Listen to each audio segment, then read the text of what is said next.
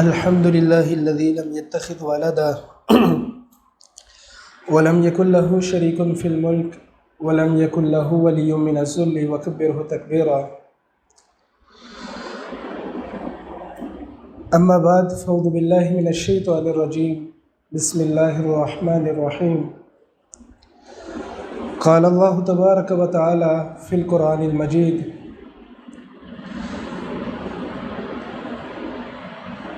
يا أيها الذين آمنوا أطيعوا الله وأطيعوا الرسول ولا تبطلوا أعمالكم. وقال النبي صلى الله عليه وسلم: من أحب سنتي فقد أحبني ومن أحبني كان معي في الجنة. صحیح مسلم کے اندر ایک روایت آتی ہے، اللہ کے نبی علیہ السلام اور صحابہ کرام ایک جنگ میں شریک تھے. ایک شخص مسلمانوں کی طرف سے بڑا بہادری کے ساتھ جہاد کر رہا تھا، اللہ کی راہ میں قتال کر رہا تھا. تو صحابہ کہتے ہیں ہم نے کہا کہ آج یہ جو شخص ہے نا ہم سے سبقت لے گیا، ہم سے آگے نکل گیا. آپ صلی اللہ علیہ وسلم نے فرمایا کہ یہ شخص جو ہے نا جہنمی ہے. صحابی کہتے ہیں اس بات پہ میں حیران ہوا کہ یہ وہ شخص ہے جو مسلمانوں کی طرف سے لڑائی کر رہا ہے، جہاد کر رہا ہے اور اتنا بہادری سے جنگ کر رہا ہے کہ میں اس بات پہ یقین تھا کہ آج ہم سے سبقت لے گیا. اور آپ صلی اللہ علیہ وسلم نے فرمایا کہ یہ شخص جہنمی ہے.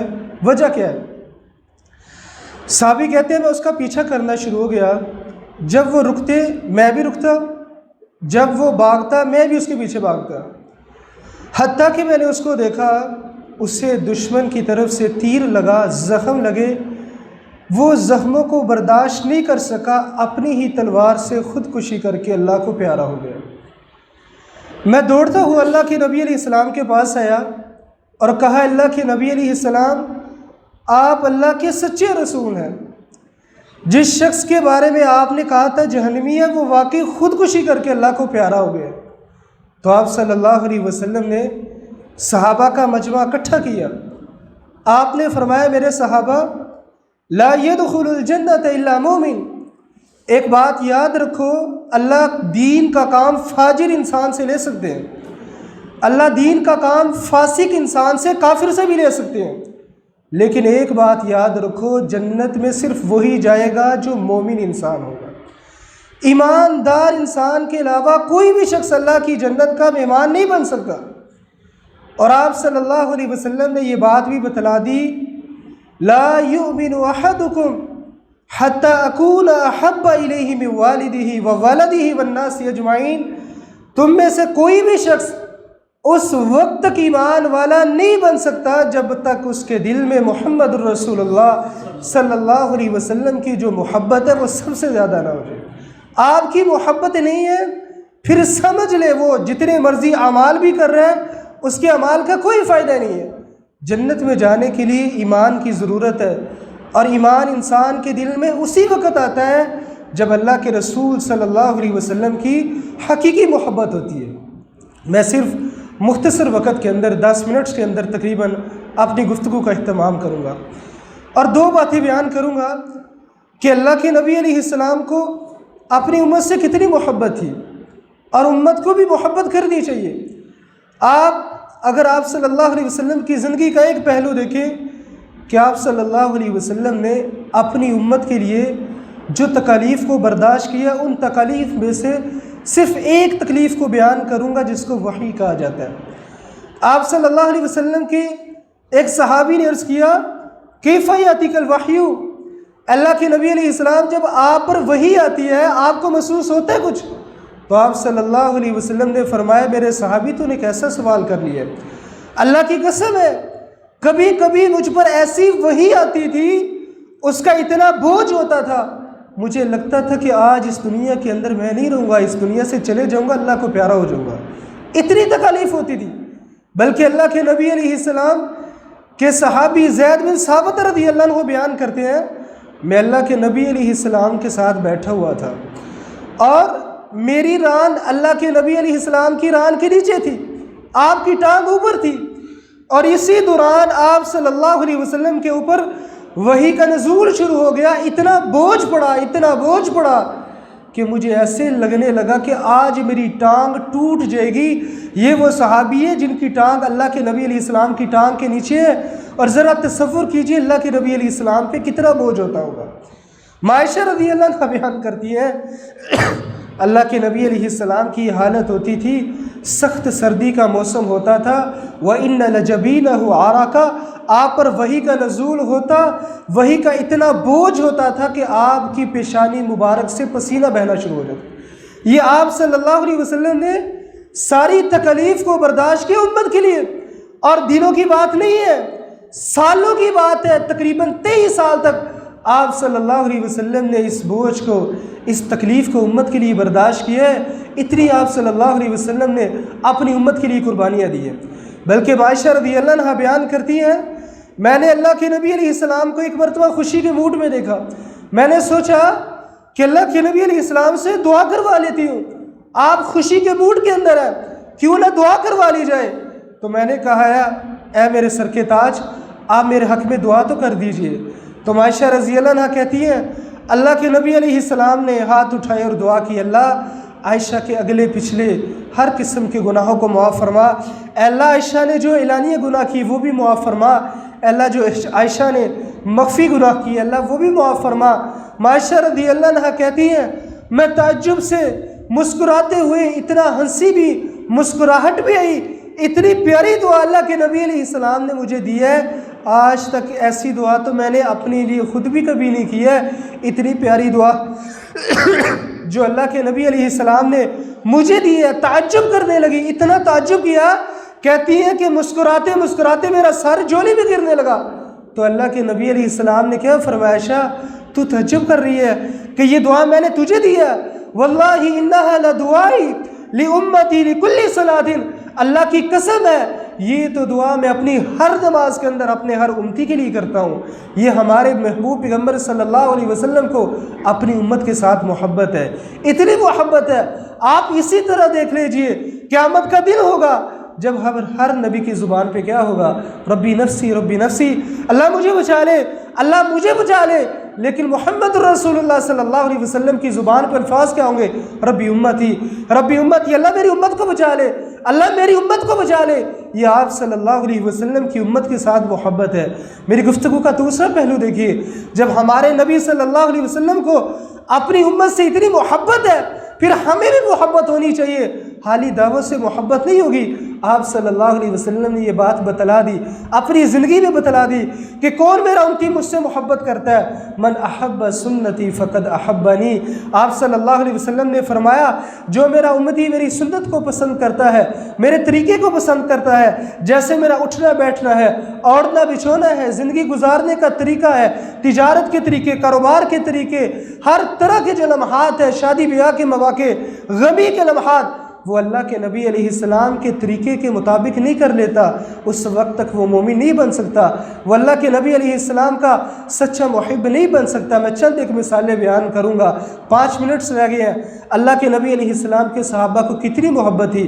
میں قربان جو وہ صحابہ پہ آپ صلی اللہ علیہ وسلم کے ایک ایک عمل کو جیسا دیکھا کرتے تھے ویسا عمل کیا کرتے تھے. عبداللہ بن عمر رضی اللہ عنہ ایک دفعہ مدینے کے چوک میں کھڑے ہیں، ایک جگہ پہ آئے، اپنی اونٹنی کی مہار کو پکڑا ہوا ہے اور ایک جگہ پہ اپنی اونٹنی کو گھماتے جا رہے ہیں. پاس صحابی آئے اور پوچھتے ہیں عبداللہ بن عمر رضی اللہ عنہ سے، آپ اس جگہ پہ اونٹنی کی مہار کو پکڑ کے گھماتے جا رہے ہیں، آخر وجہ کیا ہے، کیا اس کے اندر حکمت ہے؟ کہا اس حکمت کا تو مجھے پتہ نہیں ہے، اس کی وجہ بھی مجھے پتہ نہیں ہے، لیکن ہاں میں نے اپنے محبوب پیغمبر صلی اللہ علیہ وسلم کو دیکھا تھا، اسی جگہ میں وہ آئے تھے اور اپنی اونٹنی کو گھماتے جا رہے تھے. آج مجھے وہ وقت یاد آیا، میں نے سوچا اپنے محبوب پیغمبر صلی اللہ علیہ وسلم کی سنت کو زندہ کرتے ہوئے آج اسی طرح اونٹنی کو گھماتا جا رہا ہوں. اس کے اندر حکمت کیا ہے اس کی تو مجھے بھی پتہ نہیں ہے. یہ صحابہ کو محبت ہوا کرتی تھی. یہ وہ عبداللہ بن عمر رضی اللہ عنہ تھے، اللہ کے نبی علیہ السلام صحابہ میں کھڑے تھے، مسجد نبوی کا دروازہ ہے اور آپ صلی اللہ علیہ وسلم نے فرمایا میرے صحابہ میری خواہش ہے کہ میں اس دروازے کو عورتوں کے لیے خاص کر دوں، لیکن آپ صلی اللہ علیہ وسلم نے اس دروازے کو خاص نہیں کیا۔ کیوں خاص نہیں کیا؟ تاکہ لوگوں کو مشقت نہ ہو۔ اگر اس دروازے کو عورتوں کے لیے خاص کر دیا گیا، صحابی کہتے ہیں عبداللہ بن عمر رضی اللہ عنہ اس وقت کے بعد سے ساری زندگی کبھی اس دروازے سے نہیں گزرے تھے۔ کیوں نہیں؟ حالانکہ آپ نے حکم نہیں دیا تھا۔ کہا میرے محبوب پیغمبر کی یہ خواہش تھی کہ اس دروازے کو عورتوں کے لیے خاص کر دیا جائے، لیکن آپ نے سوچا مشقت نہ ہو، اس وجہ سے عبداللہ بن عمر رضی اللہ عنہ نے کہا میرے نبی علیہ السلام کی یہ خواہش تھی، اس لیے اس دروازے سے کبھی داخل نہیں ہوتے تھے۔ یہ صحابہ کو محبت ہوا کرتی تھی، یقین مانے ایسی صحابہ نے محبت کی تھی، وہ جیسا دیکھا کرتے تھے اللہ کے نبی علیہ السلام کو ویسے ہی اس پہ عمل کیا کرتے تھے۔ بلکہ میں قربان جاؤں، زندگی کے ہر لمحے کے اندر وہ بڑھ چڑھ کے حصہ لیا کرتے تھے۔ جنگ کا میدان ہے، اللہ کے نبی علیہ السلام نے حکم دیا میرے صحابہ حی علی الجہاد، اے میرے صحابہ جہاد کے لیے نکلو، اللہ کی راہ میں نکلو۔ میں قربان جو صحابی پہ حنظلہ رضی اللہ عنہ، ابھی نئی شادی ہوئی ہے، پہلی رات ہے۔ آپ ذرا تصور کریں کیسے انسان کے احساسات ہوتے ہیں، انسان کے کیسے لمحات ہوتے ہیں، کتنی بڑی قربانی ہے۔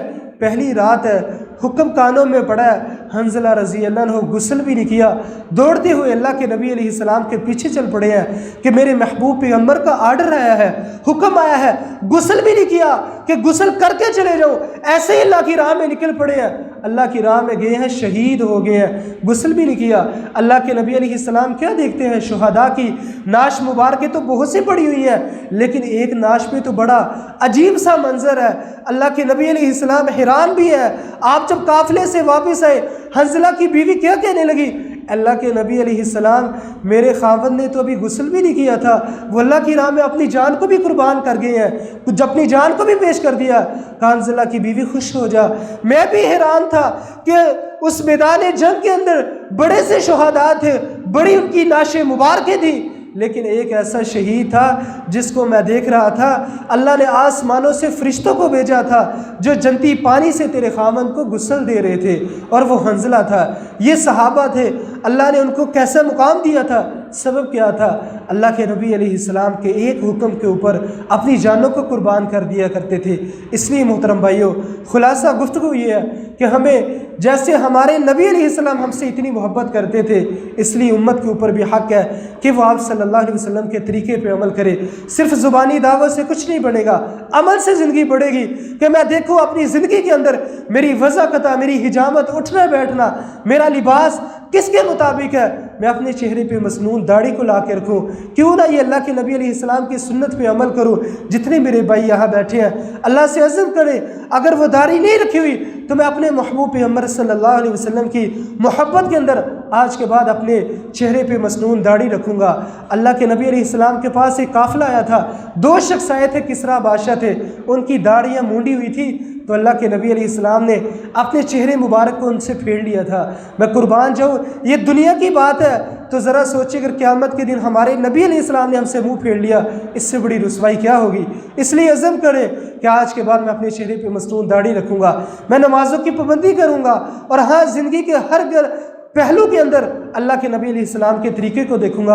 اگر میں شادی شدہ ہوں، اپنی بیوی کو پردہ کرواؤں گا، یعنی میں نے دیکھنا یہ ہے کہ میرے محبوب پیغمبر صلی اللہ علیہ وسلم کی سنت کیا ہے، اللہ کا حکم کیا ہے، میں نے اس پہ عمل کرنا ہے۔ اللہ تعالیٰ سے دعا ہے اللہ تعالیٰ ہم سب کو صحیح معنوں میں اسلام پر چلنے کی توفیق عطا فرمائے، اللہ بیماروں کو صحت و تندرستی عطا فرمائے، شفائے کاملہ عاجلہ عطا فرمائے، جتنے مسلمان اس دنیا سے چلے گئے ہیں اللہ سب کی بخشش فرمائے، اللہ سب کو قبر کے اندر کروٹ کروٹ پہ سکون عطا فرمائے، اللہ تعالیٰ ہم سب کا خاتمہ بالخیر پہ فرمائے۔